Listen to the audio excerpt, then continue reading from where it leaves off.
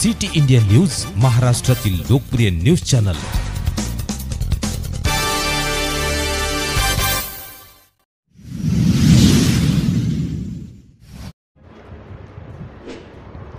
वडव माजी सरपंच मृत्यू प्रकरणात तिघांविरुद्ध खुनाचा गुन्हा दाखल। जागेच्या वादातून खून, पत्नीची तक्रार। लोणार तालुक्यातील वडव येथील बेपत्ता असलेले माजी सरपंच अशोक आबाजी सोनूने वय 60 वर्षे यांचा मंगळवारी 10 जून रोजी मृतदेह आढळून आला होता। या प्रकरणी त्यांच्या पत्नीच्या तक्रारीवरून लोणार पोलिसांनी तिघांविरुद्ध खुनाचा गुन्हा दाखल केला। याबाबत सविस्तर वृत्त मिळालेल्या माहितीनुसार अशोक सोनूने हे पोलीस ठाण्यात जातो असे सांगून दिनांक 11 मे रोजी घराबाहेर पडले होते। मात्र ते घरी परत न आल्याने अशोक सोनूने त्यांची पत्नी लता सोनूने यांनी दिनांक 14 मे रोजी पती मिसिंग झाल्याबाबत पोलीस ठाण्यात फिर्याद दिली होती।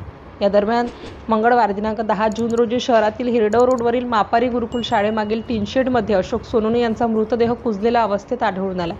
या संदर्भात अशोक सोनूने यांची पत्नी लता सोनूने यांनी लोणार पोलीस स्टेशन येथे फिर्याद दिली असून फिर्यादीत आरोपी कैलास प्रकाश सोनूने, प्रशांत प्रकाश सोनूने व संतोष एकनाथ सोनूने तिघेही राहणार वडव यांनीच मिळून जागेच्या वादाच्या कारणावरून माझ्या पतीला जबर मारहाण करून जीवाने मारून टाकले आहे असे त्यांनी फिर्यादीत नमूद केले। या फिर्यादीवरून पोलिसांनी या तिन्ही आरोपींविरुद्ध खुनाचा गुन्हा दाखल केला असून यातील कैलास प्रकाश सोनूने व प्रशांत प्रकाश सोनूने या दोघांना पोलिसांनी ताब्यात घेऊन आज कोर्टात हजर केले असून वृत्त लिहेपर्यंत 16 जूनपर्यंत पोलीस कोठडीची मागणी केली आहे।